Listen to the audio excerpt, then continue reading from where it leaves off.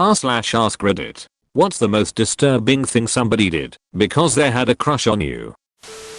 Wrote erotica about me in which I said stop, I'm only 16. He was in his mid-20s at the time. He broke into my cousin's house and stole my guinea pig to feed to a snake because I wouldn't break up with my boyfriend to date him.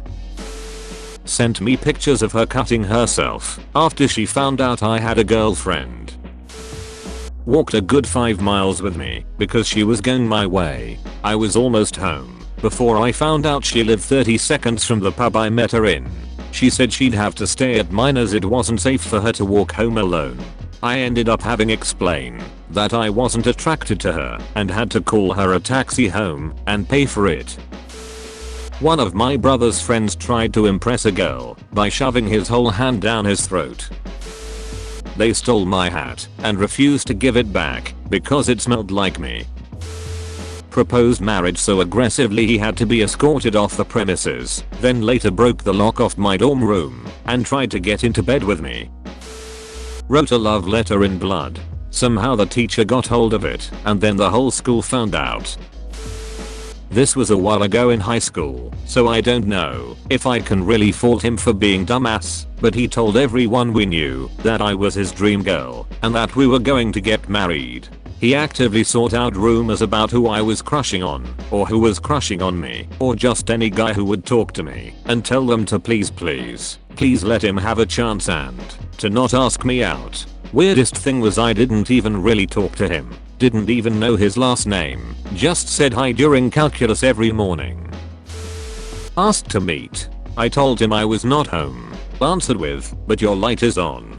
Edit. Answering people trying to justify the behavior. He lived nowhere near. My street is a no end, so there is no reason he was passing by. He was creepy in many other ways. He told people we were in love. Nope. That we had a forbidden love. Nope. And kept messaging me for years. I stopped responding in the first year. I was 15 to 23 and he was 23 to 31. Even when I was living in another city, he kept telling people about our love. Acted like a normal, sweet guy, so people had trouble believing me. I had to deny more than once that I had never kissed him. Was his friend briefly when I was 15 and ignored him. It only stopped when I randomly met a friend of his in the city I live in and showed him all the messages. The guy was shocked. As far as I know, his friend talked with him and he finally stopped. Curiously, he began dating a girl with the same name as mine. Creepy as duck. Paid someone to attack me so they could rescue me. Didn't work. Hit the attacker with a book bag. Pinned him down. He started yelling that he had been paid to do it just as the other guy showed up.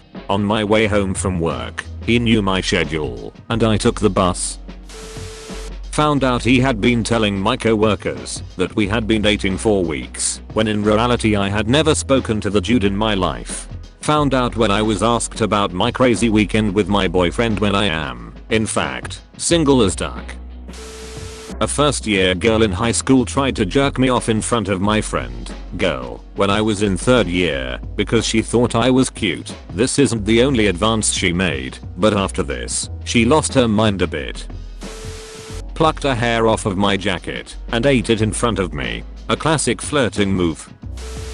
I was a 19-year-old at the time, waitress, and a 49-year-old man that I'd served tried to connect with me through the missed connections page on Craigslist. He then came to my work and professed his love for me in a Christmas card that ironically had a cartoon of Santa being kicked in the balls by a child with the caption "Stranger Danger." In his note, he said he wasn't sure if I'd be interested in an older man and he had a wife and children, so we'd have to find a way around that little detail. I didn't feel safe at work, so I had the police intervene and tell him not to bother me again. I invited her over to hang out. She was already outside my place waiting for the call. This dude I knew for a while went out of his way to introduce himself to me. He was nice enough. We hung out in group situations sometimes. Eventually he started to do weird shit.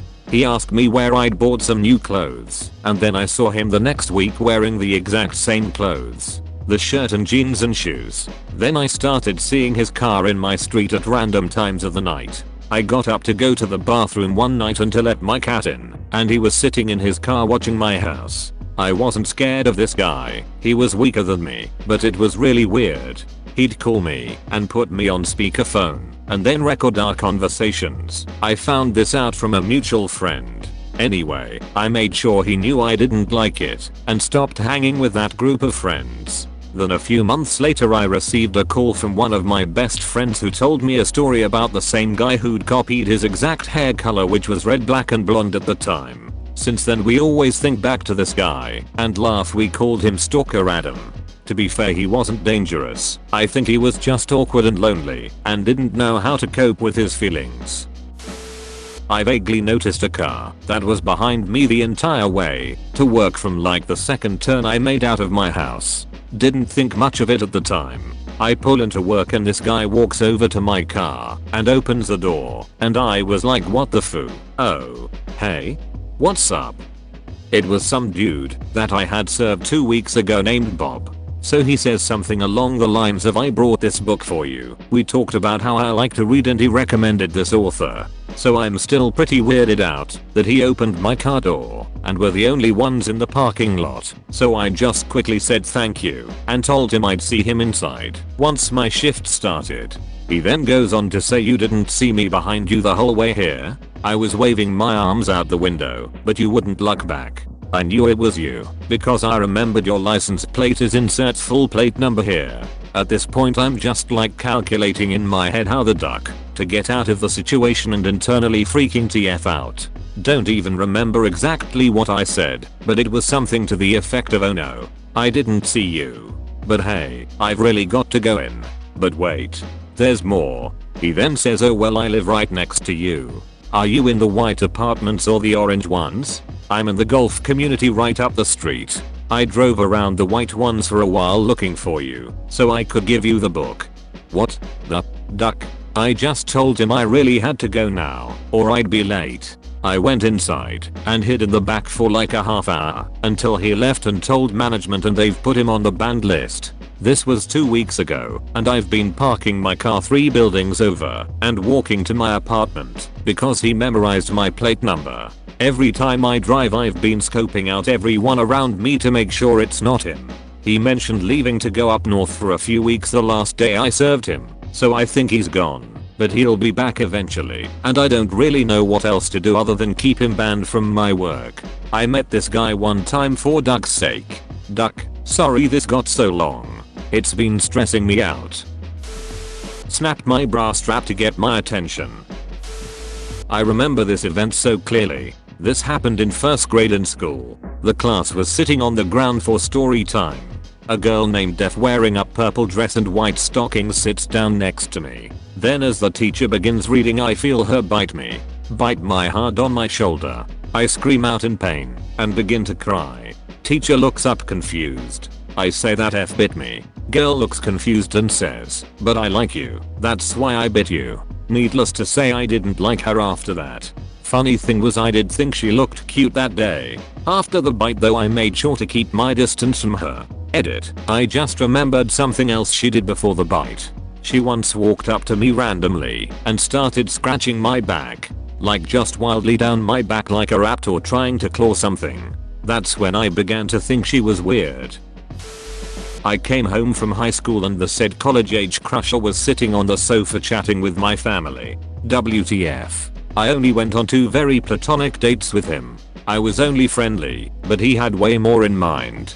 He actually asked my parents if he could marry me because I was such a virginal angel. Needless to say, I never spoke to this guy again, though repeated texts and calls. Goodbye and good riddance. Jeez.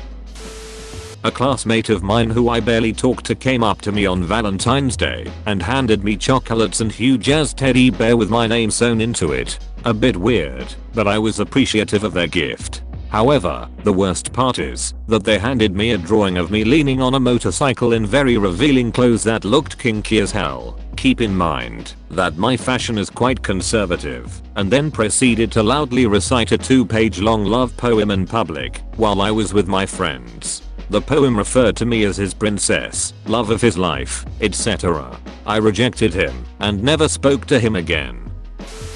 I don't know if this counts, but I broke up with an ex because I just wasn't into her. Started dating a new girl and ran into my ex at a party a few weeks after. She pulled me into the bathroom and showed me her thigh in which she had carved my name into it, claiming she still loved me. We had only dated a month. Ugh. I knew a mentally ill girl who had a crush on me for a while and did various stalkerish things, including showing up at my work, changing her phone number 4 times to trick me into answering, and running away from home by hopping on a bus to a city 6 hours away, then texting me at 3 AM that she'd changed her mind and asking me to come pick her up and bring her home. At no point did I ever indicate any interest in her whatsoever. On the contrary, I repeatedly told her we would never be together, but it was just in one ear and out the other. But the crap she pulled with me pales in comparison to another guy she also had a crush on. He was living with a few friends and their place was a pretty regular hangout for a wild bunch of people.